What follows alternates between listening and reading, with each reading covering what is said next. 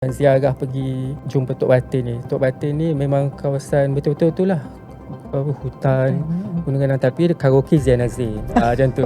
Jangan seram ni sebenarnya saya percaya semua penulis seram pun akan setuju dengan saya cakap ni, sebab dia akan buatkan kita lagi tunduk kepada Allah tau. Dia datang rumah saya waktu tu, dia belum masuk Islam lagi. And then dia kata dia nak rawat saya tau.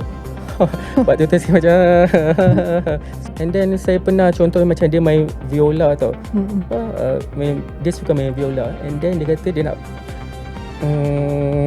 panggil dia punya semangat alam macam tu.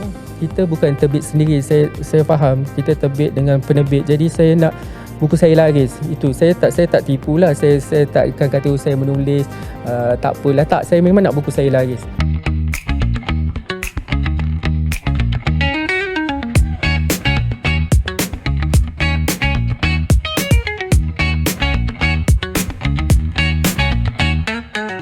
Assalamualaikum, selamat datang ke Karang Craft Studio. Saya Rahma Mukhtar, hos anda untuk segmen draft pertama Cerita Sebelum Buku. Bersama saya pada hari ini seorang penulis yang tidak asing lagi dalam latar novel seram, iaitu saudara A. Darwish. Selamat datang, Noah. Ya, selamat datang juga. Terima kasih kerana jemput saya untuk podcast siri kali ini. Alright, okay. Saya tak nak pusing jauh-jauh sangat. Sebelum kita pergi dalam lagi, saya nak tanyalah, sebelum ni ada tak orang pernah tanya kenapa pilih nama A. Darwish tu? A. Darwish tu, okey. Dia ada dua sebab sebenarnya. Satu, saya punya, sebelum saya orang kata masuk dalam dunia penulisan ni, saya suka baca novel-novel yang berunsur sastra. So saya, kalau perasan lah kan, kita ada macam penulis sastra, dia mesti ada dot dia tau. So macam A. Samad Said. So saya nak letak A tu dekat mula lah, awal dekat pangkal dia. So Darwish tu pula sebenarnya adalah nama anak buah saya, yang saya memang daripada kecil jaga dia sampailah sekarang ni dah besar remaja dah. So A. Darwish. Saya rasa berbesar hati dapat tahu cerita tu hari ni. Tak ada orang tanya lagi. Besar cerita di sebaliknya. Betul. Jadi maksudnya Noah ni dengan penulisan tu, impian dia tidak kecil lah. Impian dia besar jugalah. Sesuai dengan nama tu lah. InsyaAllah. Saya rasa seronok pula sebab mulakan dengan soalan tu hari ni. Jadi kita patah balik. Nak tahulah dari kecil ni, start umur berapa Noah ni mula dekat dengan buku? Kalau orang kata start membaca tu adalah macam saya rasa umur bila saya dah 4-5 tahun macam tu. Sebab saya memang macam saya pernah cerita, kami keluarga susah. And then tapi kami suka membaca. Jadi macam ayah akan beli surat khabar tau. Surat khabar macam-macam jenis. Maksudnya daripada kan surat khabar A, B, C macam tu lah. So kita daripada situ saya macam hadap surat khabar macam tu. And then macam ibu pula, dia selalu ulang-alik ke hospital untuk dia ada sakit jantung. And then waktu tu dia suka ambil pamphlet. Pamphlet dekat hospital tu tau. Macam sakit jantung, sakit buah pinggang, stroke. So saya daripada kecil 4-5 tahun tu, maksudnya benda tu disimpan lah. Disimpan, so bila kita tak faham pun waktu tu, tapi kita just baca je kan. Baca je, kadang-kadang kita mengeja je macam tu. And then sampailah umur, tapi apa yang ibu saya buat selalunya, itu yang buatkan saya daripada pamphlet, daripada surat khabar, dia terus tumbuh minat tu kepada buku pula. So daripada sekolah rendah tu, kita dah mula dah, orang kata kalau nak nampak mana budak Anwar ni dekat library. Macam tu. Dia macam nerd-nerd macam tu. So memang pergi library. And then yang saya paling ingat sekali ada perpustakaan bergerak masuk kampung. And then waktu tu memang excited lah. Perasaan tu sangat teruja waktu sekolah rendah tu. Dan daripada sekolah rendah tu juga saya dah mula start menulis. Seingat saya darjah 3 tu nama saya dah mula dah masuk majalah sekolah. Majalah sekolah macam hobi saya. Macam itulah tulis macam cerpen-cerpen kecil, cerpen-cerpen yang orang kata budak-budak punya kan. So dari situ masuklah sekolah menengah. Itu lagi aktif sebab sekolah menengah duit belanja pun ada banyak sikit kan. Jadi tapi waktu tu kita banyak menyimpan juga, and then waktu tu dah startnya membeli. Waktu tu dah membeli buku dah. Dah membeli buku dan juga dah mula menulis untuk majalah-majalah. Waktu tu memang saya Majalah luar dari majalah sekolah. Luar daripada majalah sekolah. Maksudnya kalau majalah sekolah tu memang setiap tahun saya dah ada dah. So dah macam orang dah cop dah. Memang ada je dia ni. And then masuk majalah-majalah terbitan lah. Maksudnya macam Karang Craft sendiri pun ada. Saya dulu ada Dara, ada apa lagi, Remaja kan. Ada apa lagi, majalah wanita tu pun saya masuk. Sebab waktu tu kita ibu saya dia sebelum dia ambil majalah-majalah ni, waktu tu dia suka majalah Kuntum. So itu yang memang setiap bulan dia langgan. And then waktu tu kakak saya pula dia suka majalah macam Mingguan Wanita semua kan, ada Karang Craft tu semua. So diorang langgan. So bila diorang langgan, so saya dah tahu setiap majalah tu apa diorang bawa. Macam majalah A ni bawa kepada skopnya apa. Jadi saya akan buat cerpen berdasarkan apa skop majalah tu nak. And then benda tu memang sampailah saya masuk ke alam pekerjaan. Waktu tu baru mula serius menulis dan membaca tu pun lagi banyaklah, luas sebab saya dah ada duit untuk beli sendiri kan. Jadi maksudnya masa sekolah menengah tu beli buku tu atas maksudnya pilihan sendiri, pilih sendiri, cari sendiri kat kedai buku lah selalu. Pilih sendirilah. Sebab waktu tu memang ibarat macam tu lah, macam kita beli kaset tu kan. Macam dulu saya waktu zaman-zaman saya muda tu, zaman-zaman New Boys kan.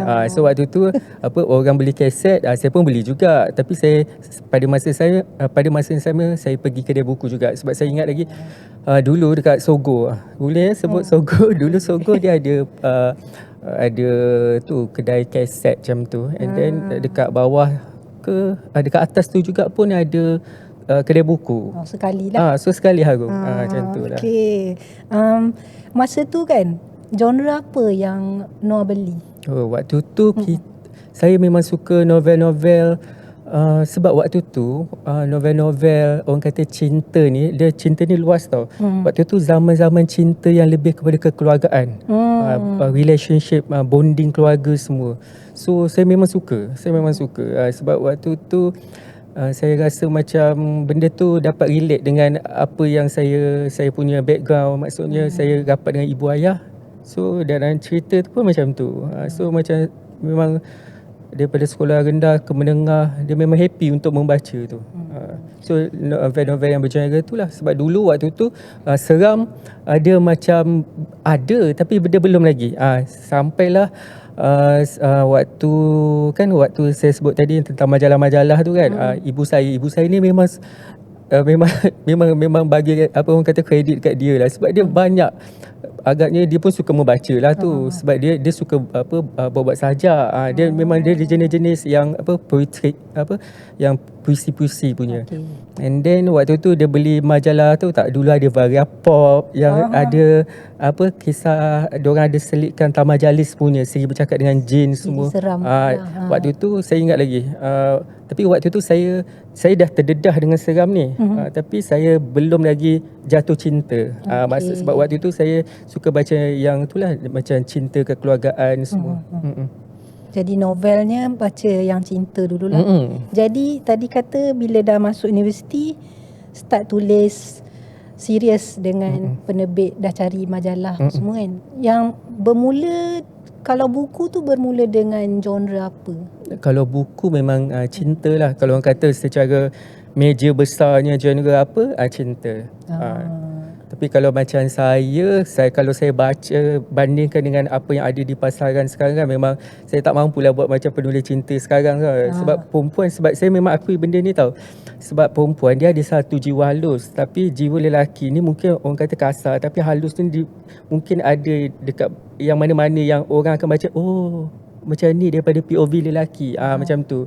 Jadi bila saya buat novel cinta waktu tu, saya lebih kepada novel cinta yang banyak dengan banyak tekankan tentang kekeluargaan macam tu lah.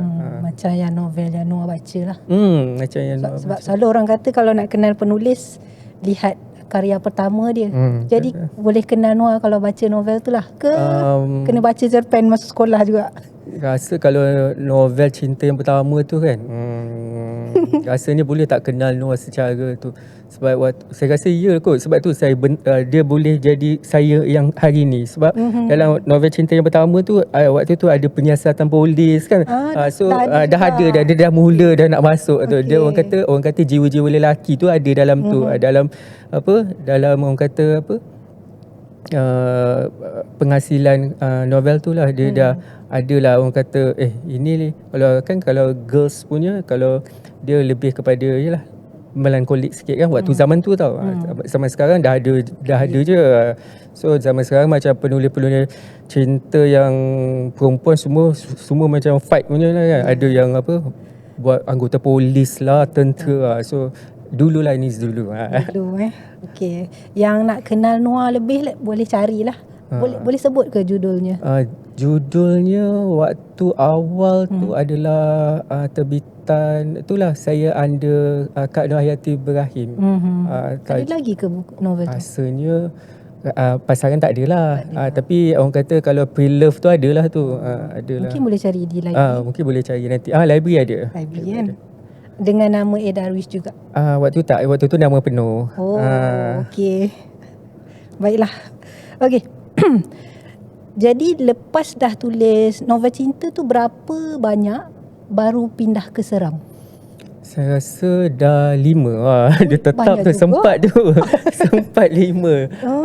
Sempatlah 5. Tapi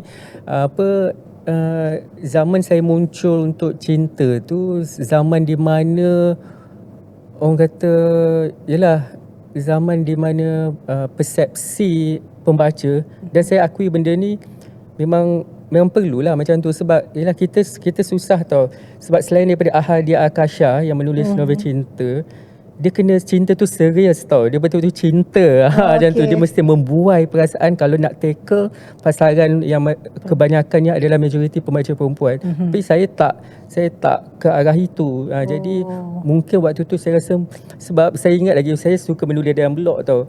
And then tiba-tiba bab 1 dah meninggal. So maksudnya dah kat penuh. Mana cinta dia? Itulah. Maksudnya nanti pembaca saya dapat pembaca dia acik-acik lah ni. Waktu tu orang kata 20 years back. Dah lama dah ni. And then baca dalam blog, dia kata kenapa sedih sangat Noah. Dia kata kami nak baca yang happy-happy, yang orang kata escapism kan. Dia kata ini mula-mula dah insaf dah cik, dia kata. So waktu tu saya tahulah kenapa walaupun saya dah ada 5 novel, tapi saya orang kata kalau nak orang kata dikenali dalam orang kata bestseller ke, tu saya rasa saya tak capai arah tu. Tak tercapai lah nama A. Darwish tu. Tak. Sebab waktu tu 3 novel pertama yang cinta tu, sebab waktu tu saya tulis memang saya ingat lagi kisah satu lagi, kisah terawih terakhir, semua kisah sedih, kisah kekeluargaan sedih, semua kisah sedih lah. Lepas tu bila saya masuk Craft, waktu tu saya ada ilham Craft. Waktu tu Puan Sridiah tau, dia ada buat yang portal tu kan. And then waktu tu dah mula, waktu tu saya rasa dah ada tu. Sebab apa, saya ubah saya punya tu, saya menulis, saya rasa why not kita ikut apa yang pembaca nak. Tapi pada masa sama saya bagi win-win situation lah. Apa yang jiwa saya bagi, apa yang pasaran nak saya tackle dalam tu. And then saya buat romcom kan. Dulu tengah zaman-zaman popular macam perkataan-perkataan yang orang kata masakan ke, dia masuk macam asam pedas semua kan. So diorang waktu tu tengah popular kan waktu tu. And then saya first saya tulis tu lah novel Pudina Cinta tu, kisah Doktor Gigi. So itu romcom. Itu memang saya rasa hype lah waktu dekat Ilham Portal Karang Craft tu, sebab saya ingat lagi waktu tu diorang dulu ada hits bacaan hits tu tau. And then pihak Karang Craft kata siapa yang dapat peluang untuk terbit tu adalah siapa yang dapat view tinggi waktu tu. So waktu tu saya tulis je cerita tu, dan orang tak kenal pun saya apa. Waktu tu saya dah guna nama Ada Wish. And then dorang waktu tu dorang fikir yang Ada Wish tu perempuan. Itu yang best tu. Saya lupa, nanti saya cerita, ingat kan. Orang ingat saya Ada Wish tu perempuan. And then waktu tu hits bacaan tu tertinggi. And then waktu tu Puan Sri Dia nak pilih lah satu yang seram ataupun orang kata bukan cinta, satu lagi yang cinta. Dia orang kata newcomer, newcomer. So waktu tu saya punya alhamdulillah lah yang cerita romcom yang Pudina Cinta tu, walaupun tak sempurna mana pun kalau nak banding, saya akui benda tu, tapi waktu tu mungkin hype, rezeki waktu datang pada waktunya. And then waktu tu dia hype dekat Ilham lah, dekat Ilham Karang Craft. And then yang saya ingat lagi yang bukan cinta, jangan bukan cinta, Helmi. Helmi yang cerita zombie dia tu. So waktu tu kita orang dua orang ni dah dari situ kita orang bertapak dah tau. Dah bertapak di situ. And then saya ingat lagi waktu tu jualan gudang. Waktu tu orang tak tahu lagi yang Edash tu lelaki. Dan buka dah ni. Waktu tu semua kata diorang ingat A tu Anita. Diorang ingat macam perempuan. Sebab diorang kata penulisan tu macam perempuan. Dan waktu tu saya rasa saya berjaya macam tu kan. Maksudnya akhirnya lah kan. And then sebenarnya bukan soal berjaya. Saya rasa mungkin soal macam mana kita nak tackle. Dah dapat tackle. Tiga novel saya yang sebelum ni dia lebih kepada kalau macam mungkin golongan umur yang dewasa tu, 40 ke atas, itu diorang suka lah. Cinta dewasa cerita matang-matang macam tu kan.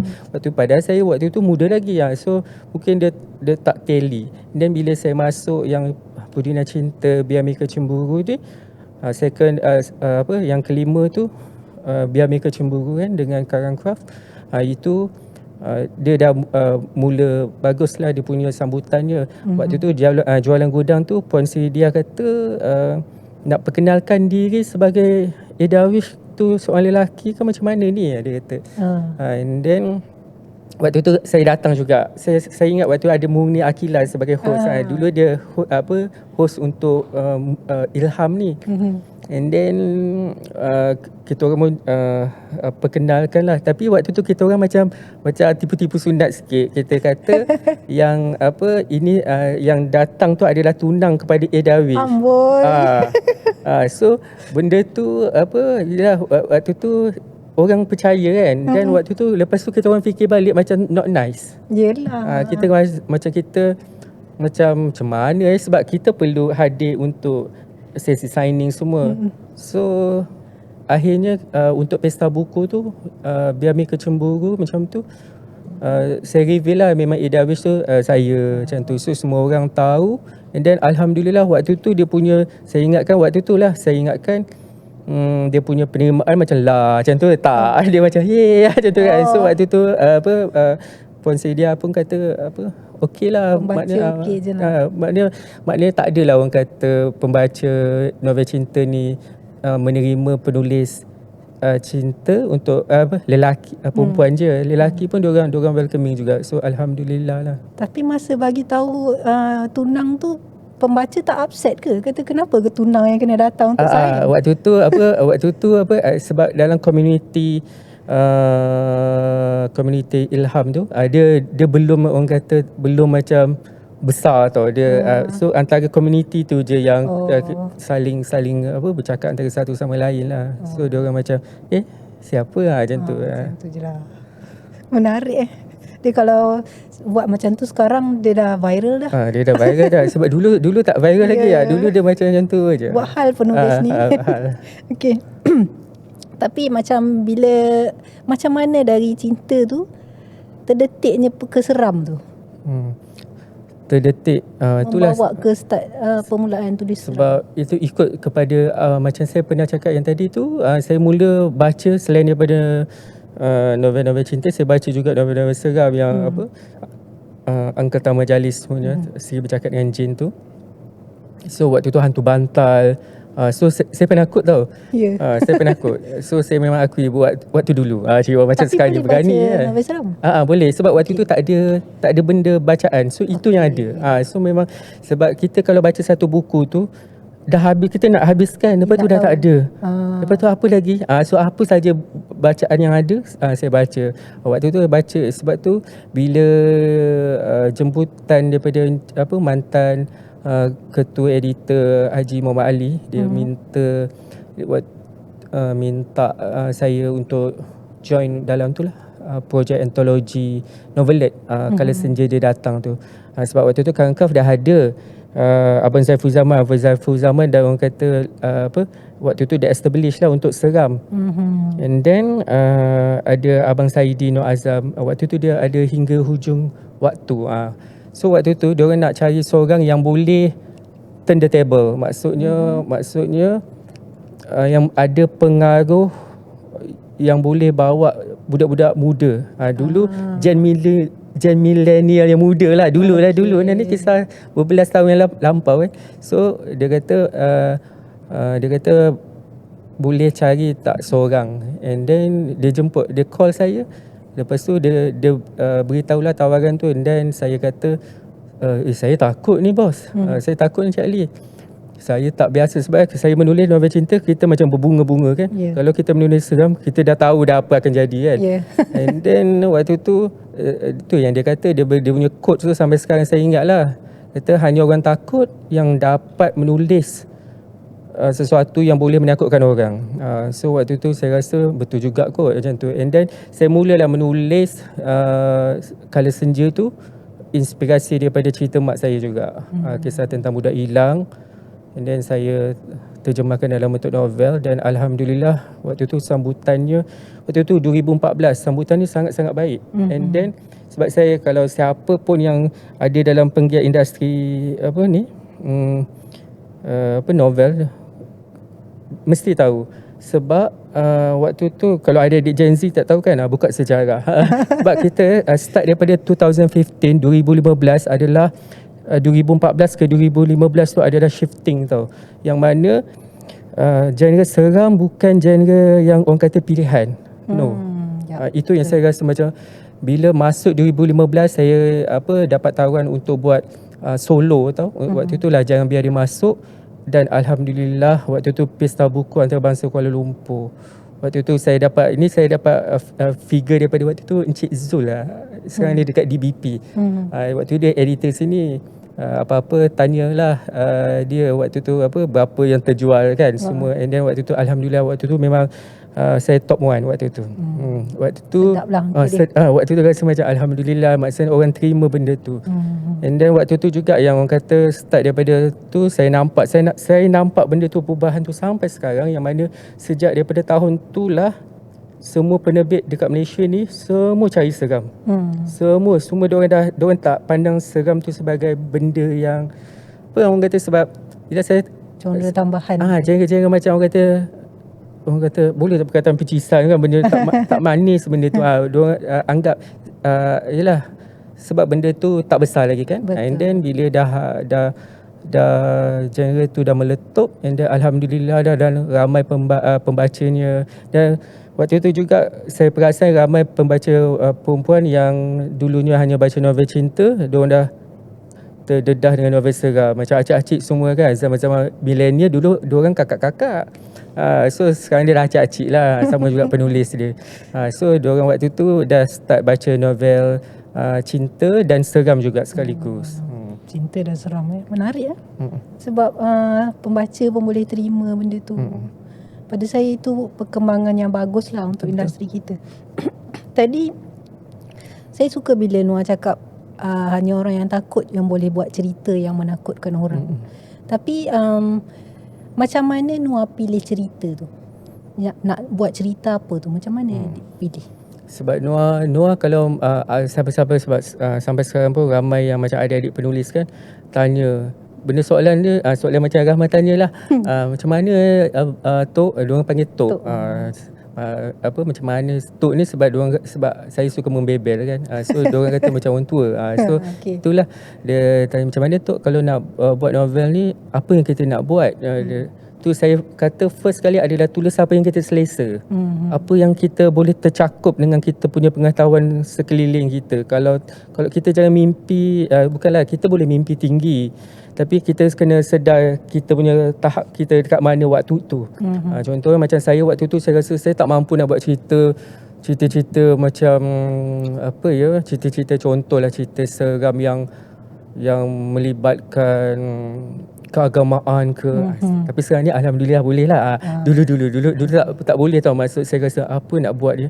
So saya buat cerita-cerita yang apa yang mak saya selalu cerita. Apa pengalaman dekat kampung dia. Dari situ kita kembang sikit-sikit. Sebenarnya itu bagusnya kita baca buku.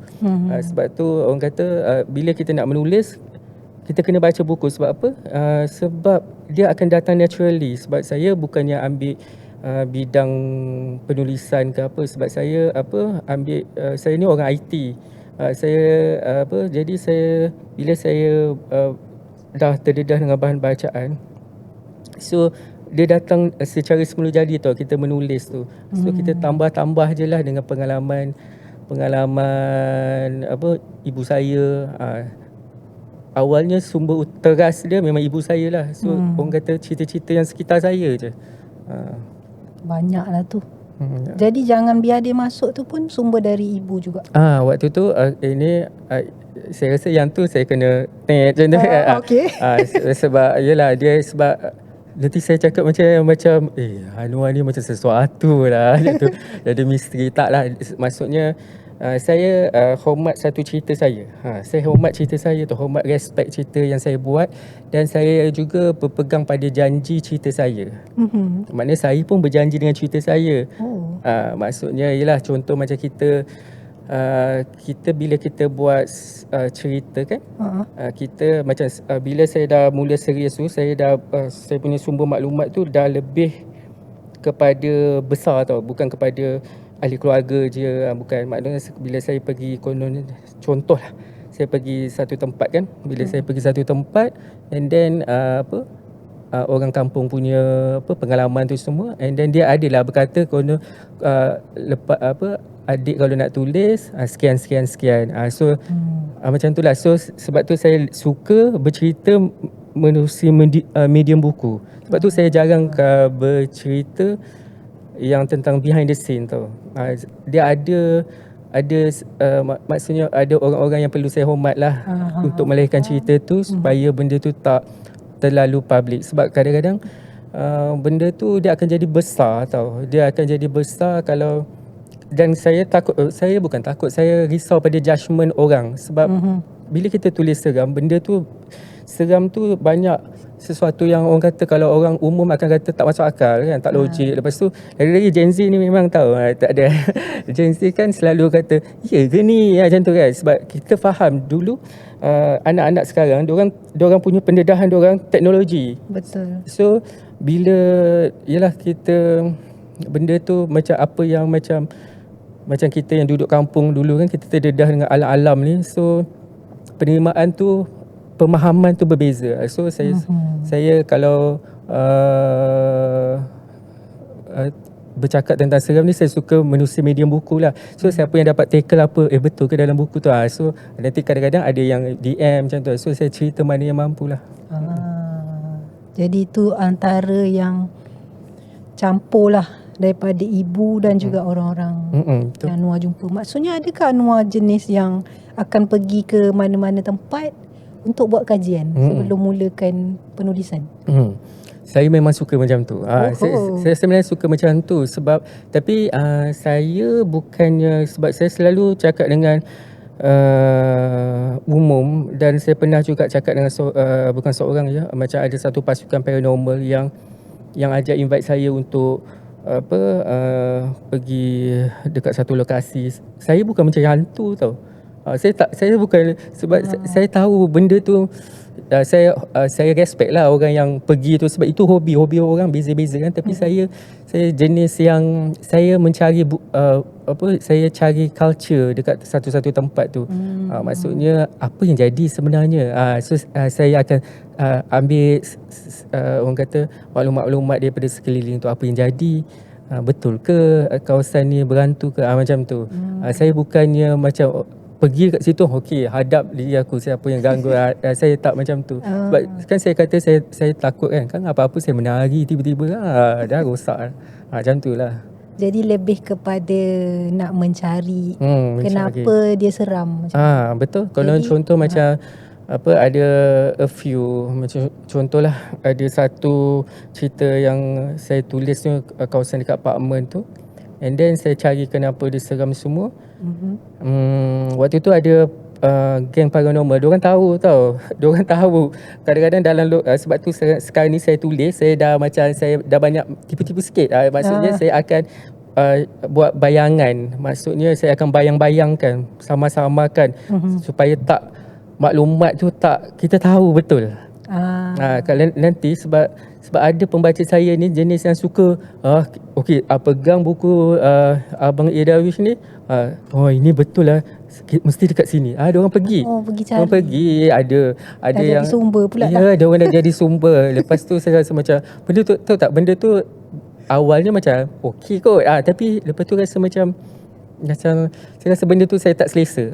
Benda tu saya tak selesa lah. And then saya rasa better saya buat benda yang kita tahu cerita tu, tapi kita ubah sikit-sikit je supaya kita ejek sikit. Macam tu lah.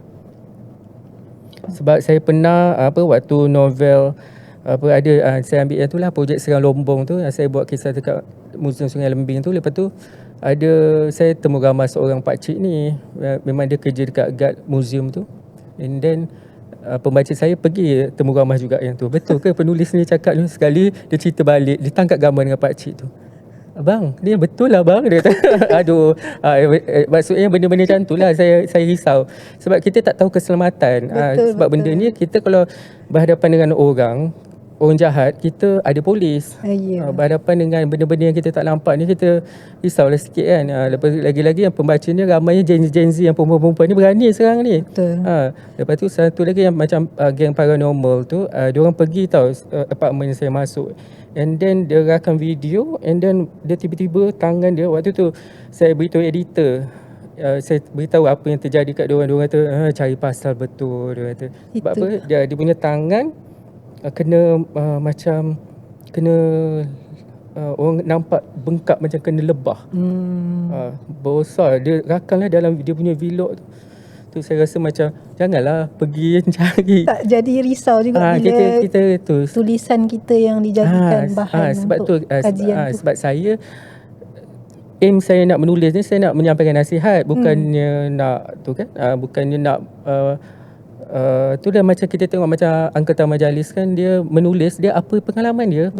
Dia punya pengalaman lagi pure lah dengan dia punya tok dia kan. Memang itu yang saya macam tu, tapi saya ikut acuan saya lah, apa yang saya pengalaman orang milenial kan, yang orang kata tak dihidup dalam kawasan hutan ke, tapi apa yang seadanya lah.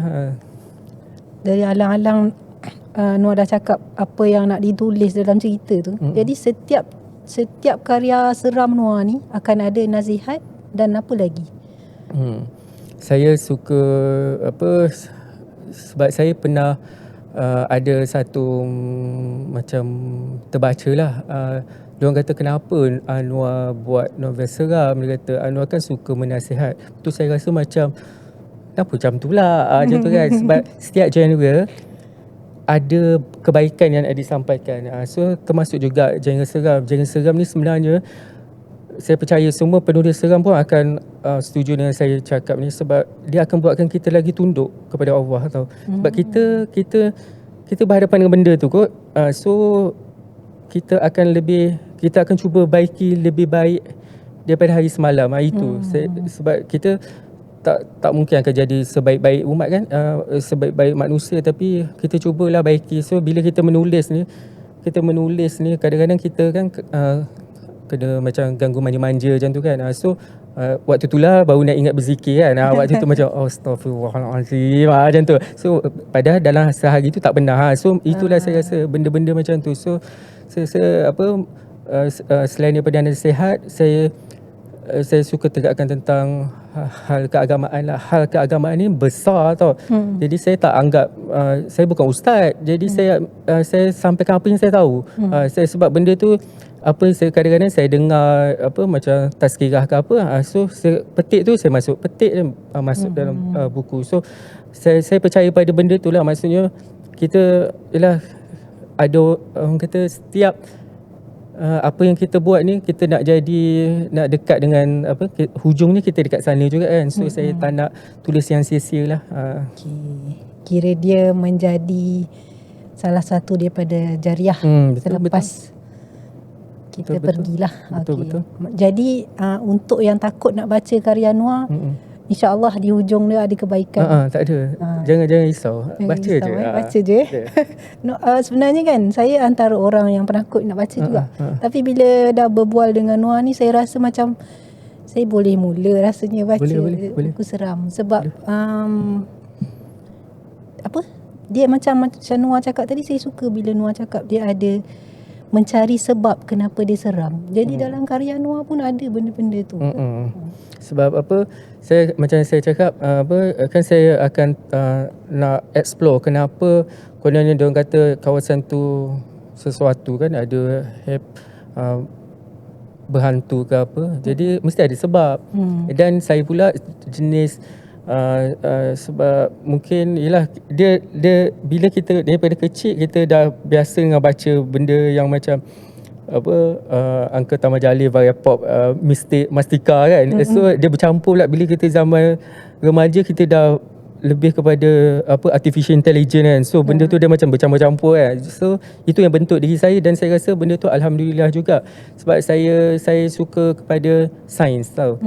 So saya kadang-kadang saya akan cari sebab kenapa tu. Mungkin ada saya akan cross check lah kod mungkin ada sebab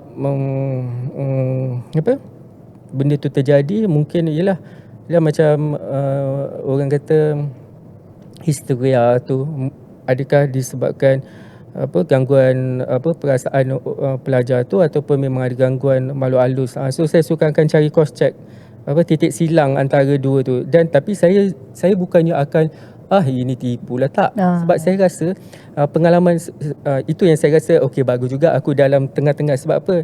Saya akan respect kepada pengalaman orang. Sebab pengalaman orang, bila saya bercerita, saya bertanya dekat orang saya, sebab saya banyak mendengar tau. So bila diorang bercerita benda-benda yang seram ni, kalau kita dengar dia macam tak logik. Dan bila kita tengok depan mata, baru kita tahu.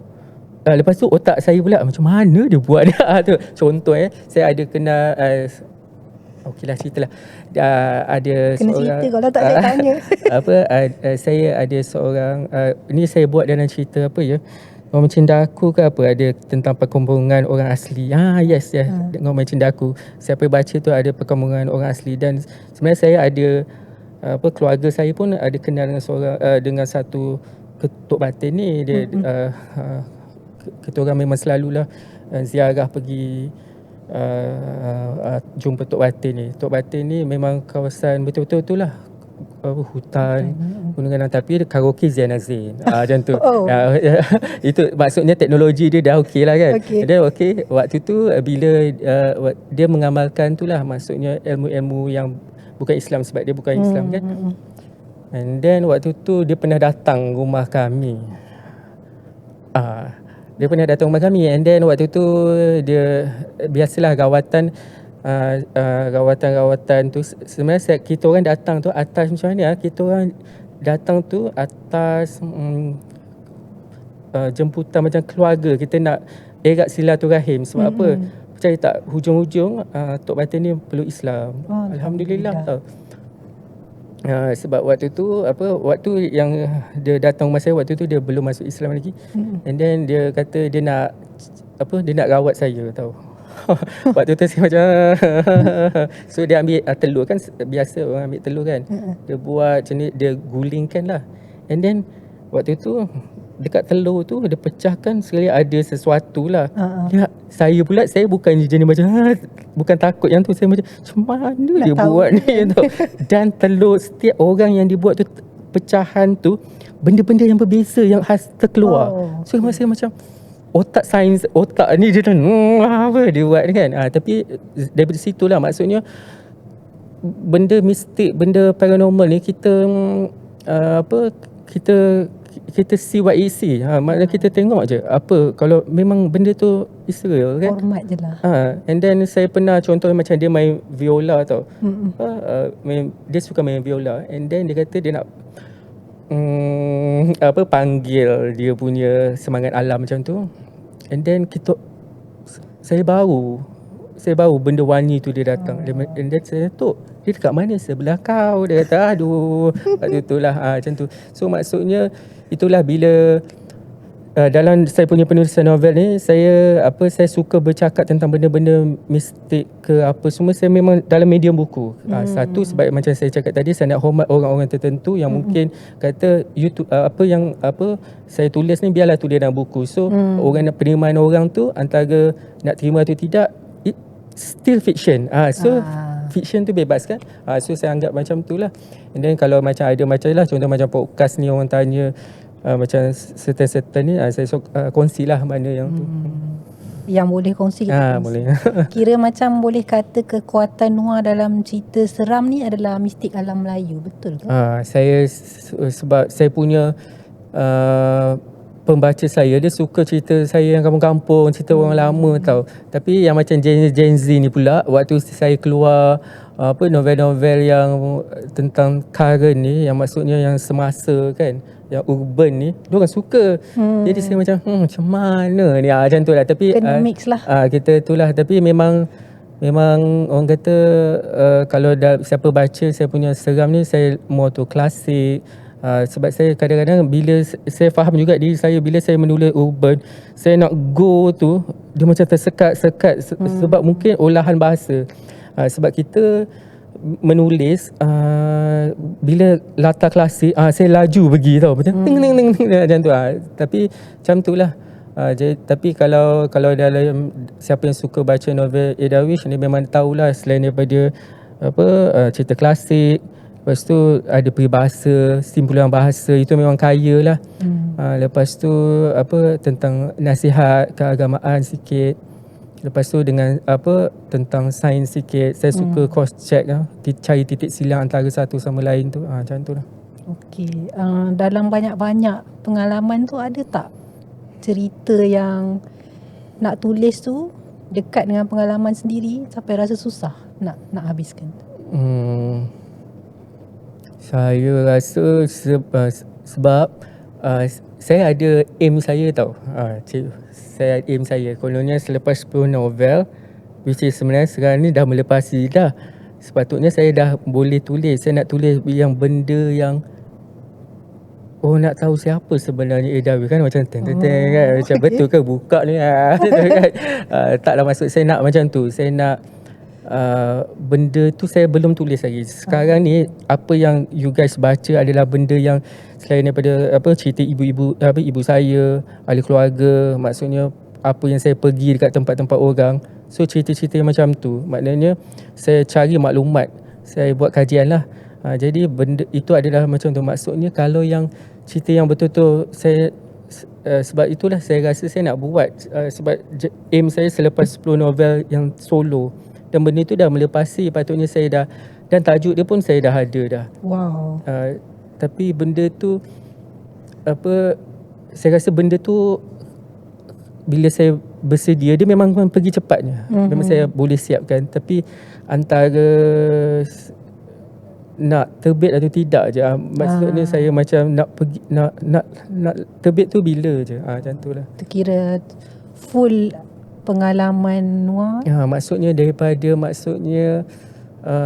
saya punya imagine ni, saya macam korang dah siap satu buku tu kan. Lepas tu ada satu cewa ni macam nak propose. Tak apa, kita seronok ni.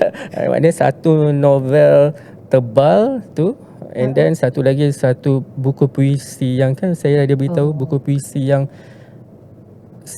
daripada kecil apa yang saya dengar, sebab saya mudah mendengar. So apa yang saya dengar tu, so maksudnya tapi dia dalam bentuk puisi kategori seram lah. dia puisi yang kategori seram tu. Tapi InsyaAllah lah tengok. Kalau sebab saya pun ada projek-projek yang tengah saya buat ni, so mungkin itu akan dalam perancangan jugalah. Saya pula rasa excited. Jadi dalam banyak-banyak cerita tadi Noah kata Noah penakut kan dulu apa semua. Ada tak ketakutan tu yang dimasukkan dalam cerita Noah sendirilah, maksudnya Sisi. Ada. Sebab tu okay. Siapa yang baca macam macam maksudnya 5 tahun kemunculan Noah dalam Seram, diorang rasa takut tau. Sebab benda tu semuanya apa yang saya takut. Maksudnya sebab saya faham bila kita menulis, sebab pada masa sama saya belajar pemikiran orang. Bila kita menulis seram yang orang tak dapat bayangkan, orang susah nak relate. Contoh macam kita kata apa, tiba-tiba orang akan suka bila buat kan. Kalau kita tengok orang kata sekarang ni cheap jump scare. Sebenarnya dalam kita penulisan novel, dia sama juga dengan filem juga. Orang tak boleh kata cheap jump scare. Kita tengok macam mana korang olah dia punya jump scare tu. Contohnya paling simple, orang kata kelibat yang lalu dekat belakang kan. So kalau visual tu pandai, kita akan rasa benda tu seram je lain macam. Sama juga macam kita menulis negatif kan. Kalau kita sebenarnya negatif ada dah CGI seorang penulis. So bila kita menulis yang kita olahan ayat tu mungkin sedap dibaca. So mungkin orang akan rasa seramnya. Sebab tu saya akan buat seram yang benda yang saya rasa. Dan saya contoh tempat-tempat yang macam contoh kita tiba-tiba rambut keluar di sini kan. So benda tu orang akan rasa memang orang dapat bayang kan. Melainkan kalau kita buat benda yang di luar kotak, orang akan macam pembaca akan rasa macam mana tu tak boleh nak tu. So saya akan buat, sebab tu 5 years kemunculan saya 5 tahun yang pertama dalam novel seram tu, banyaknya macam pembaca milenial yang dulu waktu tu diorang dah muda kan, diorang masih muda, diorang selalu kata seramnya tu, tapi diorang tahu membesarnya dengan karya saya, diorang dah rasa watak saya makin hari makin strong. Even seorang watak perempuan, maksudnya dia seram tu ada, tapi dia bukan seram yang macam kita kadang-kadang memang kalau diorang kata ni, kalau novel tu ni dengan pocong-pocong dia tu, maksudnya dia ada, dia sama tau, dia seiring dengan apa yang kita bila kita menulis kan. Maksudnya dulu saya dah macam takut kan. So bila saya menulis, makin lama banyak menulis, jumpa orang semua, so keberanian tu datang sikit demi sikit kan. So dia akan terhasil dalam penulisan kita, dan watak-watak kita pun akan jadi berani, dan pembaca kita pun tak ada rasa takut. Macam tu. Maksudnya pembaca pun menjadi semakin berani. Pembaca betul. Jadi saya nampak benda ni, mungkin saya pun kena mulakan supaya saya boleh menjadi berani bersama karya Noah Darwish ni. Jadi tadi kata ada tak karya Noah ni, watak-watak dia ada universe tersendiri ke? Dia bersambung-sambung ke ataupun terpisah-terpisah? Ada. Dia ada universe-nya, tapi a few selected titles je. Contoh macam dalam Jangan Biar Dia Masuk, satu kan saya start dengan Color Senja, lepas tu Jangan Biar Dia Masuk 1, Jangan Biar Dia Masuk 2 tu. So tiga-tiga ni sebenarnya kalau macam ada orang perasan, dalam Jangan Biar Dia Masuk ada satu watak Akil tu. Sebenarnya Akil tu dia muncul dekat prolog je. Sebenarnya saya nak lepas, orang kata watak pelepas rindu, siapa yang dah kenal Color Senja. So saya suka macam tu, supaya kata kemunculan ni, kalau orang kata kenapa ni, tapi dia tak akan interrupt jalan cerita lah. Dia orang, sebab pembaca yang, bagi saya pembaca yang rajin, dia akan cari ni watak ni mana ni. So dia orang akan cari novel saya yang lain. Mungkin itu daripada sudut tu pun, sudut marketing jugalah. Dan tu orang akan kumpul lah mana satu, macam tu. Kira buat cameo lah. Cameo saya suka buat macam tu, kemunculan khas. Jadi boleh kata hadiah jugalah untuk pembaca Noah. Betul. Saya macam jumpa dah semakin ramai penulis yang buat universe untuk karya dia sendiri. Adakah ini akan berterusan? Saya rasa sebenarnya ikut kepada dia okey je. Dia sebab saya tengok macam sebab saya suka pandang yang luar-luar kan, contoh macam James Wan tu, walaupun dia menerbitkan dia buat filem, tapi dia pun ada juga buat maksudnya daripada segi teknikal tu kita boleh serap dalam kita punya penghasilan novel. Contoh macam novel dia The Conjuring lah, Insidious lah. So dia ada juga watak yang bersambung-sambung, tapi ada juga cerita dia yang stand alone. So saya rasa benda tu tengok kepada itulah apa yang saya nak bawa. So saya bukan jenis fikir lepas ni nak buat sambungan yang ni tak. Sebab saya pun bila saya menulis ni saya tak tahu apa yang akan watak tu bagi kat saya di penghujung cerita. Saya akan tulis ikut saya punya gerak hati kadang-kadang, dia punya pergerakan jalan cerita tu kan. Macam tu. Maksudnya Noah bukan Noah tak rangka jalan Noah tak rangka. Selalunya contoh macam kita buat cerita, contoh macam yang cerita-cerita seram ni kan, sebenarnya saya dah dapat satu cerita tu, contohlah dekat kawasan A ni. So kita tahu itu. So bila kita nak olah cerita tu macam mana, dia ibarat macam kita berada dalam satu bilik kecil kan. Bilik tu dah seram dah ni, macam dekat dalam studio ni dah seram kan, berapa kali elektrik terputus. And then bila kita tak macam daripada penulis, kita punya POV tu macam mana nak buat apa punya, orang kata kenapa studio ni boleh seram. So rupanya ada behind the story. So benda tu dia akan kembang pecah. So yang pecah-pecah tu yang saya akan ikut apa yang Allah bagi ilham tu. Sebab dia memang macam tu. Sebab saya alhamdulillah selama saya menulis, saya ni bukan nak orang kata riak ke apa tau. Sebab saya rasa ini perlu kepada penulis untuk menulis dengan mental yang sihat. Maksudnya sebab kita tahu kita ada banyak masalah. Macam saya pun, kalau orang kata bukan masalah macam apa yang perlu saya hadap hari demi hari kan, penat tu kan. Penat semua, tapi saya cuba buat benda. Saya tahu Allah akan bagi ilham yang baik untuk kita. So saya takkan paksa. Contoh kalau orang kata bagi deadline tu, kita tahulah contohnya deadline dalam sebulan kan. So dalam seminggu kita nak siapkan berapa patah perkataan. Tapi saya takkan paksa dekat sini, maksudnya saya takkan orang kata drykan saya punya otak ni, apa saya nak buat ni. Tak, jangan macam tu. Kita just go with the flow. Dia bukannya go with the flow, dia macam kita relax je, kita tenang, and then kita doa lah. Dia memang akan dapat punya idea kadang-kadang. Sebab tu bila saya selalu kadang-kadang saya belajar satu benda bila saya menulis. Dulu bila saya menulis, saya pernah alami yang satu manuskrip saya tu macam crash kan. So tak ada dah manuskrip tu. So saya rasa macam kita memang akan rasa kecewa, tapi bila saya fikir mesti akan ada lagi yang best punya dia nak bagi. Tapi betul, cerita yang sama, tapi saya rasa macam ni lagi best daripada cerita sebelum ni. Padahal cerita sebelum tu kita rasa memang ni dah aku memang kena hantar dekat editor. Tapi tak, pun cerita yang itu maksudnya Allah ni dia bagi murah rezeki dekat kita punya ilham ni. So kita jangan takut lah. Tapi daripada cerita Noah tu buat saya nak tahu, sehari Noah menulis berapa jam? Dulu saya menulis, orang kata makan, orang kata tolak orang kata tolak mandi, tolak solat, macam tu je. Dulu saya memang menulis tu ibarat dulu tenaga muda kan.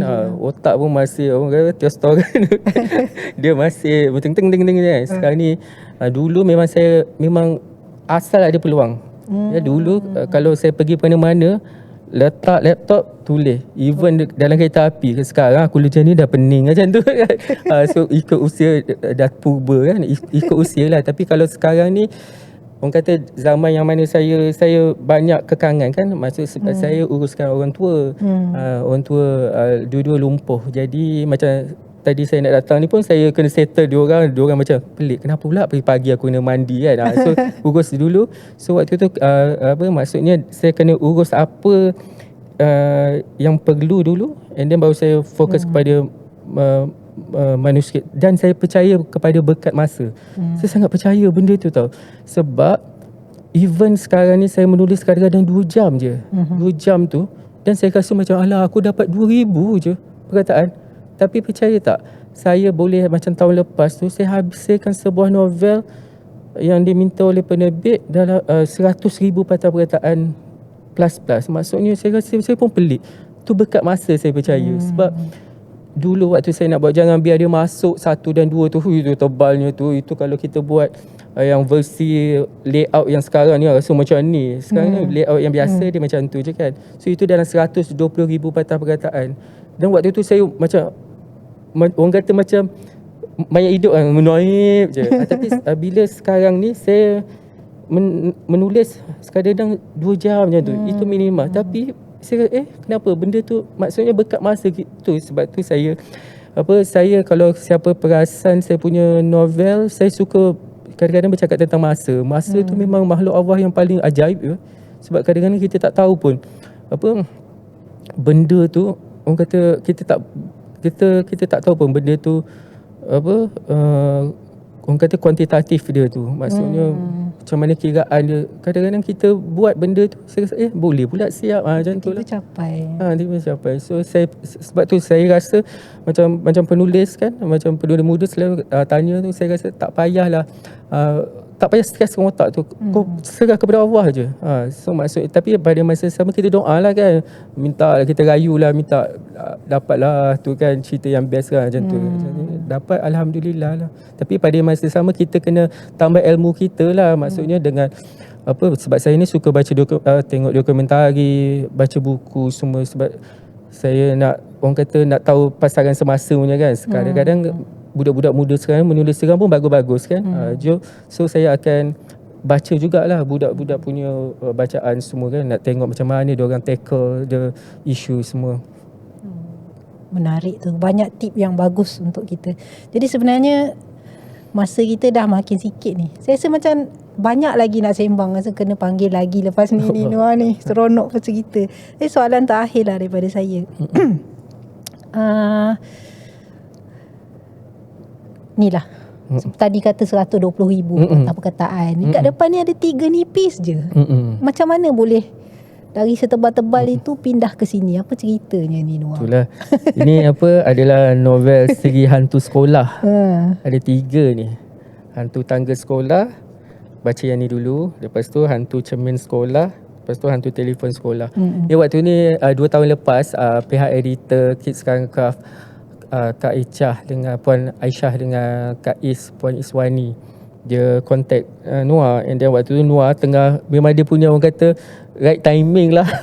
Right timing sebab saya tengah, waktu tu saya menulis sebab bila saya menulis saya nak penuhi expectation semua orang tu. So saya rasa benda tu macam tu tau. Sebab saya menulis saya nak yelah, kita bukan terbit sendiri. Saya faham kita terbit dengan penerbit. Jadi saya nak buku saya laris. Itu saya tak tipu lah. Saya tak akan kata saya menulis tak apalah. Tak, saya memang nak buku saya laris. Sebab tu saya kena usaha untuk itu. Maksudnya saya akan menulis dengan bagus dan saya akan promosi dengan bagus. Itu memang saya. Dan semua editor pun, semua mana-mana syarikat penerbitan pun nampak Darwish tu macam mana. And then bila benda tu, dia tahun demi tahun kan. So kita rasa macam dia macam stres kadang-kadang. Lagi-lagi kita nak menulis benda sebab waktu tu saya dah perancangan untuk menulis satu benda yang lebih berat lagi. Yang tu which is yang pertama tu dah berjaya. So saya rasa macam mana ni. So kakak dua ni call, Kak Aisyah dengan Kak Iswani call, kita nak tak buat novel serang kanak-kanak. Kita waktu tu macam setuju Kak. Setuju sebab benda kita kanak-kanak kan. So benda tu kita tahu plot dia ringan sikit, santai. So benda tu sebagai satu terapi untuk diri saya, healing orang kata. Dan waktu tu pihak editor kata sekian-sekian dia ada deadline, dan Alhamdulillah saya siap sebulan awal macam tu. So waktu tu saya rasa macam Alhamdulillah lah. Punya healing sampai siap sebulan awal. Sebulan awal. Waktu tu saya rasa macam yelah, benda nipis kan. Tapi nipis tu walaupun orang kata nipis, tapi siapa yang kenal Noah Darwish daripada novel dewasa, diorang akan tahu ini memang Darwish yang tulis. Sebab dia ada orang kata signature lah dalam tu. Maksudnya dalam tu orang kenal, orang tahulah, orang kata ni masakan Anwar Darwish ni. Ada sains tu. Ada dia punya rasa-rasa tu. Ada rasa dia. Okey. Tadi saya cakap dah soalan last, tapi saya nak tanya juga soalan ni. Saya tak kira. Ada tak cerita yang Noah belum berani tulis? Belum berani tulis, adalah sebab saya banyak tulis cerita-cerita hantu, cerita-cerita mistik yang berkaitan dengan dekat Semenanjung. Jadi saya nak tulis dekat yang Sabah Sarawak. Okey. Sebab saya tahun lepas tu saya dapat acknowledgement daripada Sarawak Tribunes untuk dia kata orang kata penulis seram alaf baru yang perlu kita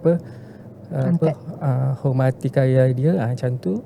Dan saya rasa saya nak balas budi dia dengan menulis novel seram di Sabah dan Sarawak. Tapi saya belum berkesempatan dan saya rasa saya belum kuat sebab yalah orang kami kita